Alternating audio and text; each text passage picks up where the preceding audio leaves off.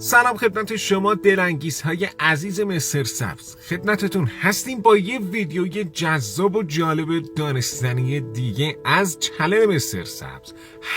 حتما این ویدیو رو لایک بکنین، مطمئنم براتون خیلی جذابه و در انتها اون زنگوله رو هم بزنین که هر موقع ویدیوی جدید گذاشتیم اولین نفری باشه که از ویدیوهای ما با خبر میشه. بی‌صبرانه بریم برای ویدیو. عجیب ترین چیزهایی که در مدارس ژاپن وجود داره. امروز قصد داریم با شما درباره قوانین عجیبی که در سیستم آموزش و پرورش ژاپن وجود داره صحبت کنیم. لباس زیر دانش آموزان باید سفید باشه. شاید باورش کمی سخت باشه، اما در ژاپن به لباسهای زیر هم گیر میدن و دانش آموزان فقط مجاز به پوشیدن لباس زیر سفید هستند و معلمان موظف هستند این موارد رو بررسی کنند. این قانون یکی از قوانینیه که هیچ توجیه علمی یا فرهنگی در اون وجود نداره و دانش آموزان از اون متنفر هستن.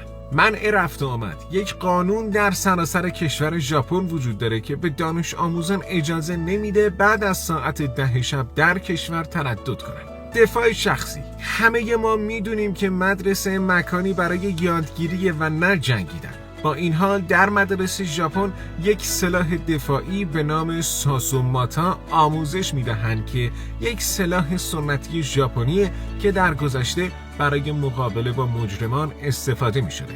این سلاح در گرفتن و بی حرکت کردن یک فرد بدون ایجاد آسیب به کار میره. بیرون رفتن با دوست پسر ممنوع.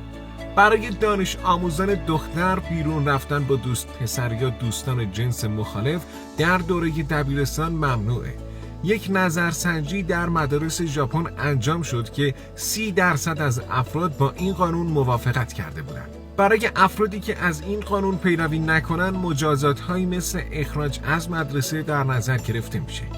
دانش آموزان تمیز ژاپن یکی از تمیزترین کشورها در جهانند و فرهنگ نظافت از کودکی آموزش داده میشه و هر کودک از دوران دبستان تا دبیرستان وظیفه نظافت کلاس‌های خودش رو بر عهده داره.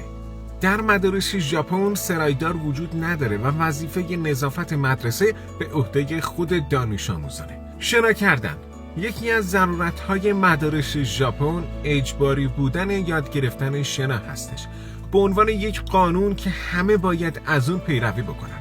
در تمام مدارس ژاپن استخر وجود داره و از کلاس اول آموزش این مهارت الزامیه. دانشمندان تایید کردند که شنا باعث کاهش استرس، افزایش ضربان قلب و افزایش تناسب اندام میشه. مستقل شدن از کودکی یکی دیگه از قوانین جالبی که در ژاپن انجام میشه اینه که کودکان باید از کودکی مستقل باشن و تنها به مدرسه میرن، چه با پیاده روی و چه با قطار و اتوبوس. تنها رفتن بچه‌های خردسال به مدرسه بدون والدین در ژاپن یک امر عادیه. ژاپن یکی از امن‌ترین کشورها در جهانه و نرخ جرم در این جامعه بسیار ناچیزه. سیستم حمل و نقل قابل اعتماد، وقت شناسی قطارها و اتوبوس‌ها این کار رو برای خانواده‌ها راحت‌تر کرده. جاده ها هم همیشه روشن هستن و علائم و راهنماهای زیادی برای کمک به بچه ها در مسیریابی وجود داره. قوانین سختگیرانه در موی پسران. به طور کلی مدارس ژاپن قوانین و محدودیت‌های زیادی رو برای ظاهر دانش آموزان تعیین کرده. یکی از این قوانین عجیب در مدارس ژاپن الزام دانش آموزان به داشتن موهای مشکی و غیر معمول است تا دانش آموزان دختر و پسر قادر نباشند در دوره تحصیل به جای تمرکز بر دروس خودشون به فکر رنگ کردن و یا فر کردن موهای خودشون بیفتن. برخی از دانش آموزان که موهای طبیعیشون مشکی یا صاف نیست باید مدارکی برای اثبات اینکه موهاشون رو تغییر ندادن به مدرسه ارائه کنن. هر روز به مدرسه رفتن.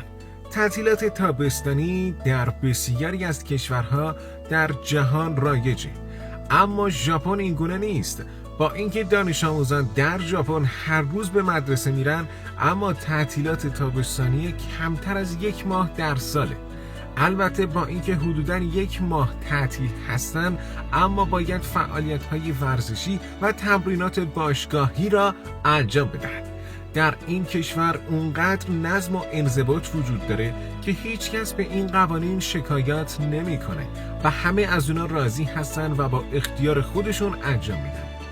مردودی وجود نداره. در ژاپن مردودی وجود نداره. دلیلش هم اینه که ژاپن تاکید بیشتری بر روی توسعه شخصیت و مهارت‌های اجتماعی دانش آموزان داره تا بر روی نمرات و امتحاناتشون. ژاپن معتقده که همه دانش آموزان قابلیت یادگیری دارند و باید فرصت برابری برای پیشرفت داشته باشند. بنابراین مدارس ژاپن سعی میکنن که دانش آموزان را تشویق کنن تا از خطاهای خود یاد بگیرن و تلاش خودشون رو برای به دست آوردن نمرات بهتر بیشتر بکنن. لباسهای فرم اجباری در بسیاری از کشورهای پیشرفته. دانش آموزان در پوشیدن لباس آزاد هستند، اما در ژاپن این گونه نیست و در لباسهای فرم بسیار سختگیرانه عمل میکنند. دانش آموزان موظف هستند با پوشیدن لباس فرم در مدارس حاضر شوند. هدف از این کار اینه که با پوشیدن این لباسهای فرم هیچ کس نتونه موقعیت اجتماعی و اقتصادی خودش رو با لباسهای مجلل نشون بده. همچنین این یونیفرم ها نماد وحدت در مدارس هستند.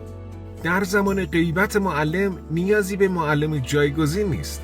در مدارس ابتدایی ژاپن معلمان جایگزین وجود ندارند. وقتی معلم غایبه معمولاً دانش آموزان از خود مراقبت میکنن و معلم یا مدرسه اغلب مراقب دانش آموزهای کلاس‌های اول و دومن.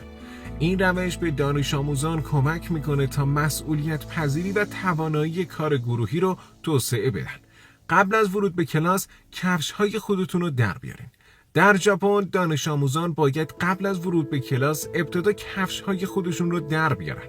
این قانون سخت در مدارس از فرهنگ اصلی ژاپن گرفته شده.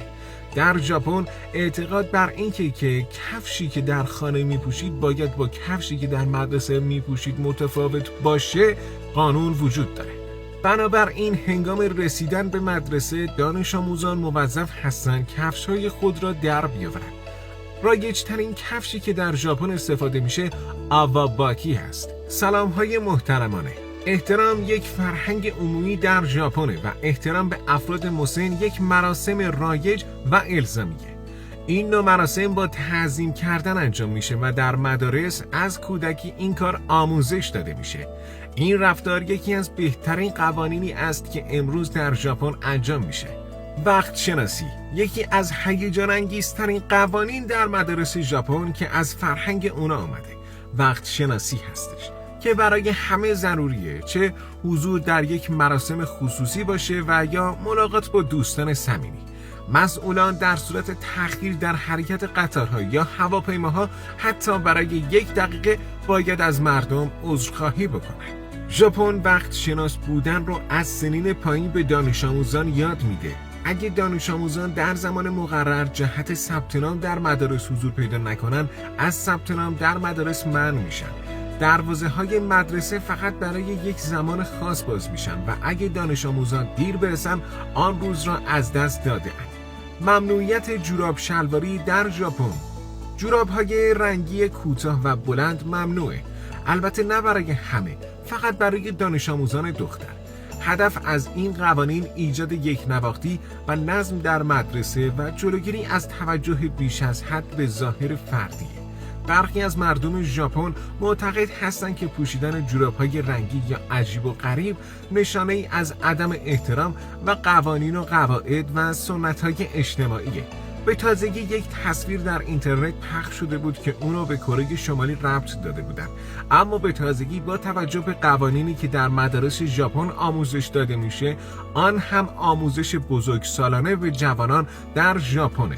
برخی معتقد هستند این عکس در مدارس ژاپن اتفاق افتاده، چون در مدارس معدودی در ژاپن به دانش آموزان آموزش بزرگسالی میدن.